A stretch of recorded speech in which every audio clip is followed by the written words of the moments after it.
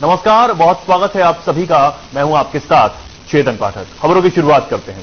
बुरहानपुर शहर की अपनी एक ऐतिहासिक और सांस्कृतिक विरासत रही है। इसी सांस्कृतिक विरासत की कड़ी में बुरहानपुर की कला प्रेमी जनता सांस्कृतिक, कलात्मक और रचनात्मक गतिविधियों का आयोजन निरंतर करती ही रहती है और उसमें उसकी सक्रिय सहभागिता भी रहती है। इसी के चलते बुरहानपुर के पास गांव धामनगांव स्थित मां बागेश्वरी के मंदिर में चैत्र नवरात्रि के पावन अवसर पर ग्रामोदय मेले का आयोजन किया जा रहा है।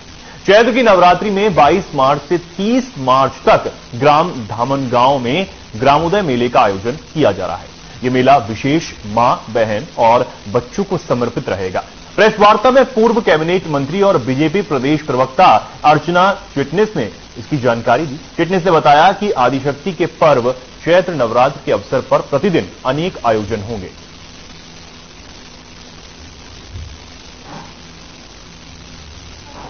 तेरह साल से धामनगांव में मां बागेश्वरी ग्रामोदय मेला संचालित है। उसके हमारे सभी समिति के लोग यहाँ उपस्थित हैं और इस वर्ष भी यह मेला होगा। दिन में कृषि के प्रशिक्षण होंगे, प्राकृतिक खेती से लेकर केले से लेकर विभिन्न उद्यानिकी फसलों से लेकर मिलेट्स तक, मोटे अनाज से लेकर तमाम प्रकार के पशुपालन से लेकर तमाम प्रशिक्षण होंगे और सांस्कृतिक कार्यक्रम शाम में होंगे, जिसमें बड़े बड़े अच्छे हमारे स्थानीय कलाकारों से लेकर बाहर से आए हुए कलाकार भी होंगे। बहुत सी दुकानें होंगी और मेले में जो कुछ साधारणतः होता है वो सब होगा। जो खेत में काम करते केंचुआ है, जो किसान का सबसे अच्छा मित्र है। अब खबर रायपुर से है, जहां विगत दिनों बस्तर जिले के बेजड़ी पदर में घटित घटना को लेकर भारतीय जनता पार्टी जांच की।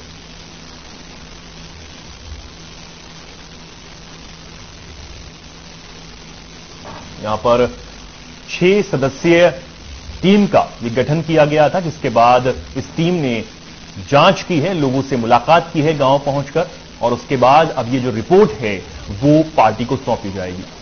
रायपुर से ये खबर देख रहे हैं, तस्वीरें आप देख रहे हैं। बस्तर में जो घटना घटित हुई थी उसको लेकर 6 सदस्यीय जांच दल गठित किया गया था और अब घटनास्थल पर पहुंचकर टीम के द्वारा जांच की गई, लोगों से मुलाकात की गई, बातचीत की गई।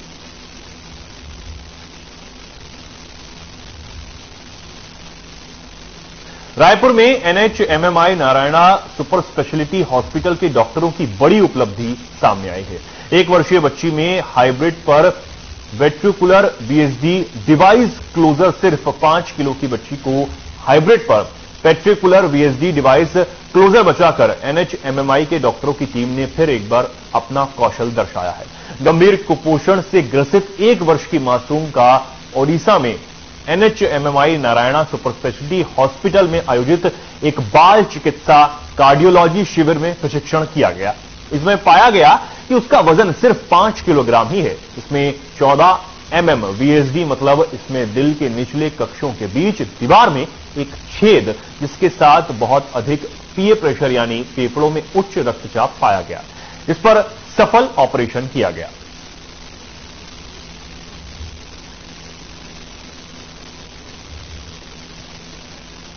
1000 बच्चे पैदा हो रहे हैं तो 8-10 बच्चे उनके कुछ हार्ट का प्रॉब्लम लेके ही पैदा होते हैं। हाँ, आज के दिन में लोगों का अवेयरनेस बढ़ने की वजह से और डायग्नोस्टिक फैसिलिटी होने की वजह से उसको डायग्नोसिस बेटर वे में किया जा रहा है और चूंकि डायग्नोसिस बेटर वे में हो रहा है, हमको लगता है कि नंबर बढ़ गए हैं और चूंकि नंबर बढ़े हैं तो एक्सपर्टीज भी बढ़ने लगा है उसको ठीक करने के लिए, क्योर करने के लिए। जो एक्सपर्टीज पहले महानगर में था, आज आपको रायपुर जैसा सेंटर में भी आपको अवेलेबल है, जो कर सकते हैं। 1 साल है और उसका वेट 5 किलो था, जो नॉर्मल 9-10 किलो होना चाहिए। तो वो क्रिटिकल इसलिए था कि उसका परफॉर्म करना, और वो भी इतना छोटे बच्चे को। लेकिन एनएचएमएमआई में जो क्लिनिकल टैलेंट है, डिपार्टमेंट ऑफ कार्डियक साइंस में जो भी डॉक्टर हैं, हम लोग डॉक्टर पार्टी, डॉक्टर हरी, डॉक्टर किंजल मैडम और जो एनेस्थीसिया टीम है, वो मिलके ये पूरा काम किए हैं और सक्सेसफुली ऑपरेशन किए हैं। जान से ऐसा जाता है, हाथ में ऐसा लगता है। अब खबर बुरहानपुर से है, जहां जिले में ग्रामीण क्षेत्रों में आधार कार्ड अपडेट कराने के लिए लोगों को काफी दिक्कतों का सामना करना पड़ रहा है। लोगों के आधार केंद्र में बार बार चक्कर लगाने के बाद भी उनका आधार अपडेट नहीं हो पा रहा। लोगों का कहना है कि यहां सुबह 5 बजे से लंबी लंबी कतारें लगने लगती हैं। उसके बावजूद भी आधार अपडेट नहीं हो पा रहा। यही नहीं, लोगों का यह भी कहना है कि आधार अपडेट करवाने के लिए यहां 100 रुपए प्रति कार्ड तक लिया जा रहा है।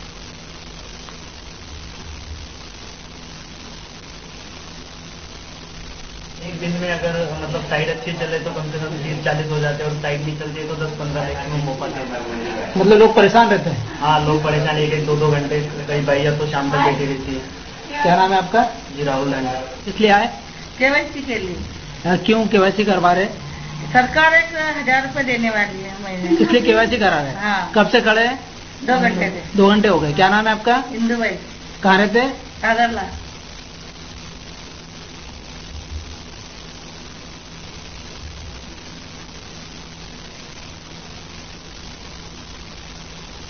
बुरहानपुर जिले के राजपुरा में स्थित मां बहुचरा माता का मंदिर, जो कि 51 आग शक्ति में से एक है। जब माता सती को मुक्ति के लिए भगवान विष्णु ने चक्र चलाया था तो मां का दाहिना हाथ गुजरात के बहुचराजी में गिरा था। तभी से यहां मां बहुचरा का प्रागट्य हुआ, इसलिए इसे बहुचरा कहा गया।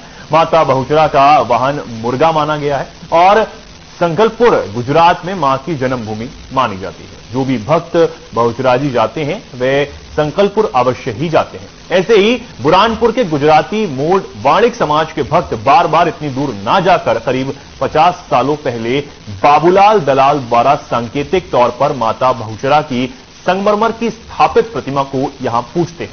साथ ही साथ दोनों नवरात्रि में लोग यहां पहुंचते हैं, दर्शन पूजन के साथ साथ आराधना भी करते हैं।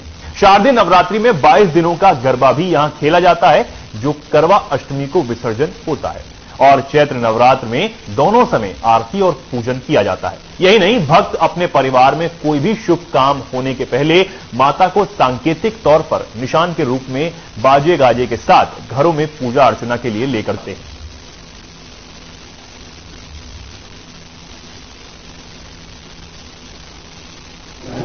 आप सभी का समाज बंधुओं का मैं इस संबंध में बहुत धन्यवाद देता हूँ। सभी उनके कार्यक्रमों को बहुत अच्छे ढंग से सुचारू रूप से संपन्न कराते हैं। हमारी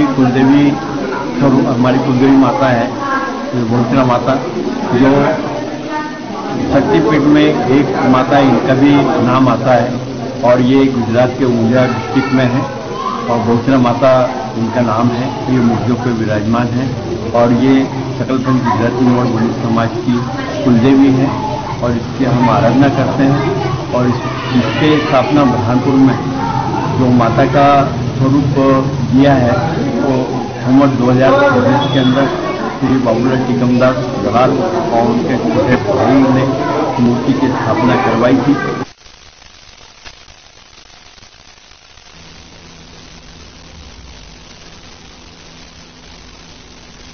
स्थानीय जेल बगीचा में जिला पंचायत अध्यक्ष संजय पुनहार के नेतृत्व में जिले के विभिन्न पंचायतों से आए हुए सरपंच सचिव और रोजगार सहायकों की समस्याओं के निराकरण के लिए 1 दिवसीय धरना दिया गया और कलेक्टर के नाम ज्ञापन भी सौंपा गया। इस दौरान संजय पुनहार ने बताया कि इसके पहले 6 मार्च को ज्ञापन देने के बावजूद प्रशासन ने कोई कार्रवाई नहीं की है, इस वजह से फिर ज्ञापन देना पड़ रहा है।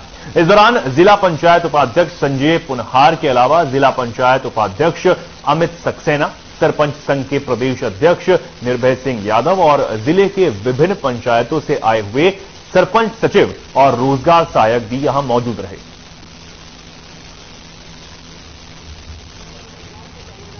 उसकी अनुशंसा किससे ले रहे हैं? इसमें मुख्य रूप से जो पंचायत को संचालन में सबको दिक्कतें आ रही हैं, पंचायत राज की भ्रूण हत्या की जा रही है, पंचायत राज को समाप्त किया जा रहा है और जो अधिकार सरपंचों को होने चाहिए, अधिकार की बात नहीं है, जनता के काम करने के लिए जनता को जो सुविधा देनी है उसका अधिकार आज सरपंच जनपद और जिले के पास नहीं है। राज शासन ने अपने पास इसको रख लिया है, अधिकारियों के पास इसको गिरवी रख दिया है।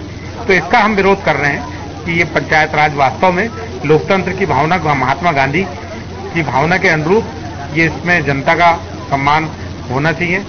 मैं तो ये भी कह सकता हूँ कि स्वयं ही कह सकता हूँ कि स्वयं लाडले मुखिया शिवराज सिंह जी चौहान साहब, उनसे मैं कई बार एक अनुरोध कर चुका हूँ कि माननीय आप मेरे 52 जिला अध्यक्ष को 15 मिनट के लिए चाय पे बुला लीजिए, बिठा लीजिए और इनसे पूछिए कि आपने इनकी क्या दुर्गति की है, चाहे वो 181 का मसला हो, चाहे MNS का मसला हो, चाहे प्रधानमंत्री आवास का मसला हो, चाहे विकास का मसला हो, चाहे कूपन बनाने का मसला हो, चाहे गांव में और छोटी मोटी समस्याओं का मसला हो।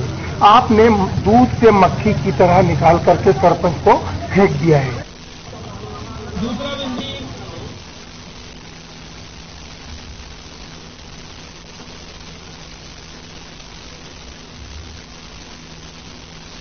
रेणुका माता मंदिर लगभग 350 साल पुराना है। नगर में शक्तिपीठ के नाम से विख्यात है। इस मंदिर में दोनों ही नवरात्र में श्रद्धालुओं की अपार भीड़ उमड़ती है। मंदिर प्राचीन काल से ही विशेष महत्व रखता है। इसके आसपास अब तो नगर निगम ने रेणुका उद्यान भी लगा दिया है, जो उसके महत्व को और अधिक बढ़ा देता है। यहां हर मंगलवार को भी मेला जैसा ही माहौल होता है। यहां चैत्र नवरात्र में जिले का आस्था केंद्र बना होता है। अब इस मंदिर को पर्यटन विकास निगम की ओर से विकसित करने का काम भी किया जा रहा है।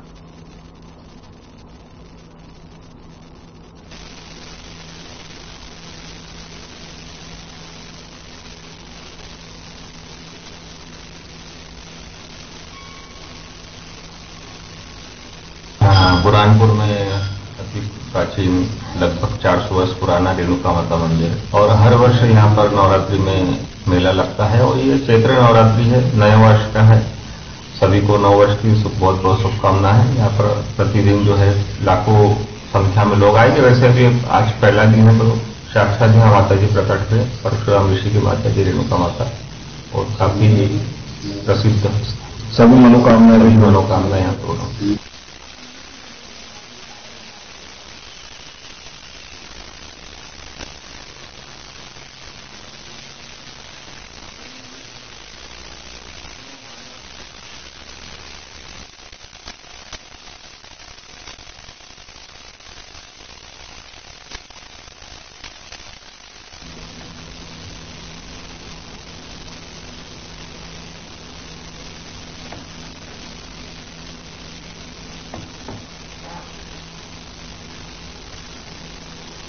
आगे बढ़ते हैं। बुरहानपुर जिले में अनेकता में एकता देखने को मिलती है।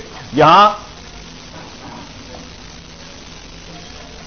सभी संप्रदाय के महिला और पुरुष घर से निकलकर कुम्हार के घर पहुंचते हैं और वहां पर रत्नों की पूजा अर्चना करते हैं। पूजा अर्चना के बाद घर पहुंचकर महाप्रसाद के रूप में मराठी व्यंजन पूरण पोली बनाने का काम भी किया जाता है।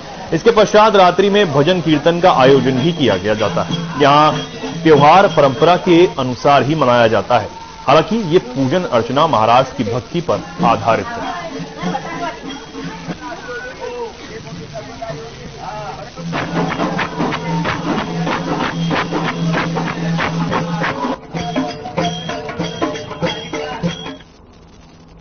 'छत्तीसगढ़ के मुख्यमंत्री भूपेश बघेल ने विश्व वानिकी दिवस के अवसर पर राज्य सरकार की महत्वाकांक्षी मुख्यमंत्री वृक्ष संपदा योजना का शुभारंभ किया। वहीं कोरिया जिले में जिला स्तरीय कार्यक्रम का आयोजन दोपहर 12 बजे से विकासखंड बैकुंठपुर के ग्राम पिपरिया में किया गया। सर्वप्रथम छत्तीसगढ़ महतारी के छाया चित्र के सामने दीप प्रज्वलन कर पुष्प धूप अर्पित कर कार्यक्रम की शुरुआत की गई।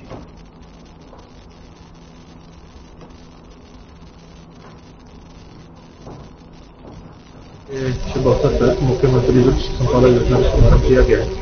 उसी संदर्भ में आज जो हमारे हितग्राही हैं महिला पैसा की उनकी निजी भूमि पर लगभग 10 एकड़ के जो सागवान के पेड़ का रोपण किया जा रहा है। इस योजना का लाभ हम चाहते हैं कि अधिक से अधिक जो हितग्राही हैं कोरिया जिले के वो उठाएं। अभी तक जो हमारे पास फिगर्स आई हैं लगभग 553 हितग्राही हैं जो रेडी हुए इस योजना का लाभ लेने के लिए, और इस वर्ष में लगभग 800 एकड़ पे 8 लाख पौधों को रोपण किया जाना प्रस्तावित है। अपील यही रहेगी सभी लोगों से कि काफी अच्छी योजना है और इन्वायरमेंटल फ्रेंडली योजना है और आने वाले समय में जो फॉरेस्ट का कवर है उसमें वृद्धि होगी, तो सबके लिए ही अच्छी योजना है, तो उसका अधिक से अधिक लाभ। आज पिपरिया गांव तहसील बैकुंठपुर में शुभारंभ किया गया मुख्यमंत्री वृक्ष संपदा योजना का। इसमें टिश्यू कल्चर सागौन लग रहा है और इसके अलावा टिश्यू कल्चर बांस है, मिलिया डुबिया है और क्लोनल नीलगिरी चंदन की है। तो सबसे फायदेमंद क्लोनल नीलगिरी है क्योंकि ये कम टाइम लेता है और इसका जो खरीद है बाई बैक है ये हमारा ओरिएंट पेपर मिल और जो आंध्र प्रदेश की कंपनियां हैं ये लेने के लिए इच्छुक हैं। तो इससे किसानों को फायदा मिलेगा। किसान 5 साल में अपने खेतों से अपने उत्पाद भी बेच सकेंगे और अपनी जरूरतों की जो लकड़ी है, उनको जलाऊ लकड़ी या बल्ली के रूप में जो लकड़ी की जरूरत पड़ती है वो पूरी कर सकेंगे।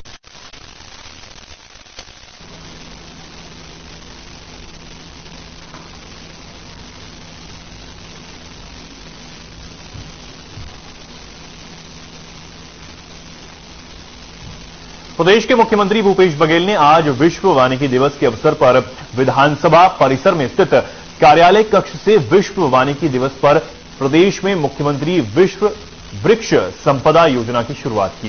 इसी तरह दंतेवाड़ा जिले में भी इस योजना का शुभारंभ विकासखंड कटेल कल्याण के ग्राम पंचायत बड़े गुडरा से किया गया।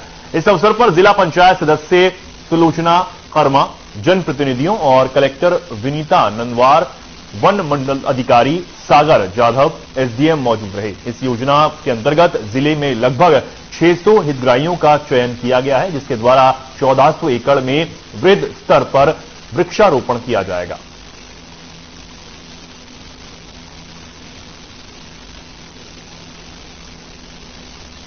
ये जो योजना है इसके अंतर्गत जो है सभी किसान जो है अपने खेतों में जो 5 अलग अलग प्रकार की वैरायटी है उसके पौधे लगा सकते हैं। इसमें वन विभाग और हम सब ने मिल के जो है इसमें इस स्कीम को यहाँ पर भी जो है स्टार्ट किया है और इसमें जो है कई सारे हितग्राहियों का चयन किया जा चुका है, जिसमें मतलब हजारों एकड़ जो जमीन का में वृक्षारोपण भी किया जा रहा है। और सबसे बड़ी बात यह है कि पूरा वन विभाग की देखरेख में ये पूरा काम होगा। जो 5 एकड़ से 5 एकड़ तक के जो किसान हैं हितग्राही, उनकी पूरा 100% सब्सिडी है और 5 एकड़ के ऊपर जितने लोग हैं 50% सब्सिडी है। तो हम लोग इसको एक रिगरस मॉनिटरिंग के तहत इसको अच्छे से यहाँ पर लागू करेंगे। वानिकी दिवस पर माननीय मुख्यमंत्री ने जो अब अपने राज्य के लोकप्रिय माननीय मुख्यमंत्री की उन्होंने घोषणा की थी कि मुख्यमंत्री वृक्ष संपदा योजना का शुभारंभ 21 मार्च को हो जाएगा।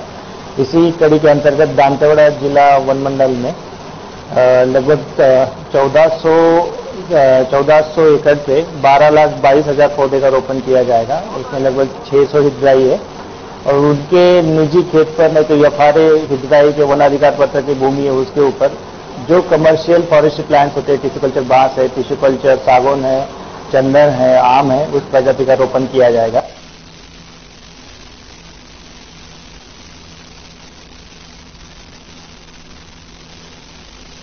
स्वास्थ्य, वाणिज्यिक कर और 20 सूत्रीय कार्यक्रम में क्रियान्वयन मंत्री टीएस सिंहदेव ने कहा कि राज्य के सभी शासकीय अस्पतालों में आगामी 1 जून से कैशलेस व्यवस्था चालू हो जाएगी। मरीजों को इलाज, जांच एवं दवाओं के लिए 1 रुपया भी नहीं देना होगा। सिंहदेव विधानसभा में लोक स्वास्थ्य एवं परिवार कल्याण, चिकित्सा, शिक्षा, वाणिज्यिक कर और 20 सूत्रीय कार्यक्रम की अनुदान मांगों पर हुई चर्चा का जवाब दे रहे थे। उनके जवाब के बाद सदन ने सिंहदेव के विभागों के लिए कुल 5,122 करोड़ 8,71,000 रुपए की अनुदान मांगे सर्वसहमति से मंजूर कर दी। शिक्षा, स्वास्थ्य विभाग, जीएसटी, 20 सूत्री कार्यक्रम, इन विभागों के मांगों के संदर्भ में चर्चा हुई और पास हुए। महत्वपूर्ण एक बात जो रुचिकारक भी है कि 1 जून से छत्तीसगढ़ में सभी सरकारी अस्पतालों में कैशलेस व्यवस्था लागू हो जाएगी। किसी भी मरीज को ओपीडी, आईपीडी, डायग्नोस्टिक्स या अन्य खर्च में एक भी पैसा खर्चा नहीं करना पड़ेगा। वो एक्सरे हो, सीटी स्कैन हो, दूसरी व्यवस्थाएं हो, आयुष्मान कार्ड अलग चलेगा, नगद राशि 1 पैसा भी नहीं लगेगा। ओपीडी इत्यादि में जो लगता था पैसा, आईपीडी में जो लगता था पैसा, वो नहीं लगेगा। नारायणपुर में हुई घटना को लेकर भाजपा प्रदेश अध्यक्ष अरुण साव ने धर्मांतरण का मुद्दा उठाया। अरुण साव ने राज्य सरकार पर कई आरोप भी लगाए। उन्होंने कहा कि राज्य सरकार के संरक्षण में छत्तीसगढ़ में खुलेआम धर्मांतरण का खेल चल रहा है और धर्म परिवर्तन करवाने वाले अब हिंसक हो गए। नारायणपुर के बाद अब बस्तर में आदिवासियों पर और पुलिस पर हमला एक सुनियोजित षड्यंत्र की ओर इशारा करता है। धर्मांतरण कराने वाले लोग जिस प्रकार से हिंसा पर उतारू हो गए हैं, हिंसा का सहारा ले रहे हैं, ये अत्यंत चिंताजनक है, दुर्भाग्यजनक है। राज्य सरकार के संरक्षण में खुलेआम धर्मांतरण का खेल चल रहा है और ये धर्मांतरण कराने वाले लोग नारायणपुर के बाद अभी थाना परपा के भेजरी पदर में जिस प्रकार से आदिवासी समाज के ऊपर हमला किया, पुलिस पर हमला किया, ये छत्तीसगढ़ में शांति में खलल डालने वाला काम है। ये अत्यंत दुर्भाग्यजनक है कि छत्तीसगढ़ को अशांत करने का काम ये धर्मांतरण कराने वाले लोग हिंसा करके कर रहे हैं। भेजरी पदर में न केवल आदिवासी समाज के ऊपर हमला हुआ है, वरन पुलिस पर भी हमला हुआ है। ये चिंताजनक है। राज्य सरकार अब भी जागे और ऐसे धर्मांतरण के नाम पर हिंसा करने वालों के। भाजपा के प्रवक्ता और पूर्व मंत्री राजेश मूणत ने प्रेस कॉन्फ्रेंस की। प्रेस कॉन्फ्रेंस करते हुए अपना दर्द जाहिर करते हुए उन्होंने कहा कि 2 महीने में सरकार ने मेरी शिक्षा हटा दी। आप और जनता दोनों जानते हैं कि फर्जी सीडी कांड के आरोपी मुझे व्यक्तिगत टारगेट कर रहे हैं, लेकिन उन्हें सजा जरूर मिलेगी।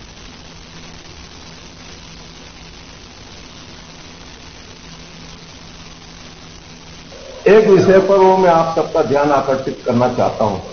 इस प्रदेश के मुख्यमंत्री जिनको पदवी दे देना चाहिए, घोषणावीर मुख्यमंत्री की 2020 से लेकर के अभी तक जितने जिले के दौरे किए, जितने विधानसभाओं के दौरे किए, उन्होंने सब जगह घोषणा पे घोषणा कर दी कि आपके यहां पर ये बन जाएगा, आपके यहां पर ये हो जाएगा, आपके यहां इसको स्वीकृत करता हूं।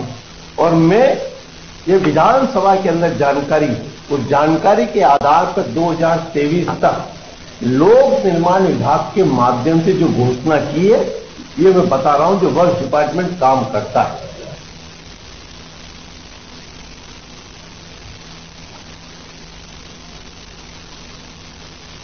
राजधानी रायपुर में कांग्रेस सरकार द्वारा स्काई वॉक को लेकर बनाई गई 2 कमेटियों ने अपनी रिपोर्ट सौंप दी है। दोनों कमेटियों ने अपनी रिपोर्ट में सरकार को स्काई वॉक प्रोजेक्ट पूरा करने का सुझाव दिया है। इन दोनों कमेटियों को इस रिपोर्ट को देने में करीब 4 साल का समय लगा। इस रिपोर्ट को देने वाले सामान्य सुझाव समिति के अध्यक्ष कांग्रेस विधायक सत्यनारायण शर्मा है। वहीं बीजेपी ने प्रेस कॉन्फ्रेंस कर सरकार पर जमकर निशाना साधा है, जहां उन्होंने कहा कि 2023 में हमारी सरकार बनेगी तो हम स्काई वॉक को पूरा करेंगे। साथ ही उन्होंने ये भी कहा कि हम विकास में राजनीति नहीं करते। साथ उन्होंने ये भी कहा कि मुख्यमंत्री द्वारा अभी तक 415 घोषणा की गई, जो अभी एक भी धरातल पर नजर नहीं आ पाई। आदिवासी छात्रावास 2021 में गोरेला, पेंड्रा, मरवाई जिला मुख्यालय हेतु बालक कन्या छात्रावास 50-50 सीटर 21। नमस्कार। बस्तर 25/1/2021 मैट्रिक 50-50 सीटर बालक छात्रावास ग्राम गढ़िया। नमस्कार। दंतेवाड़ा बस्तिया समाज दंतेवाड़ा द्वारा दंतेवाड़ा परिसर में सामुदायिक सांस्कृतिक भवन आदिम जाति कल्याण विभाग। नमस्कार। बस्तर 1/2/2021 पेदावास में 50 सीटर बालक छात्रावास भवन। नमस्कार। 324 करोड़ का सीटर आदिवासी।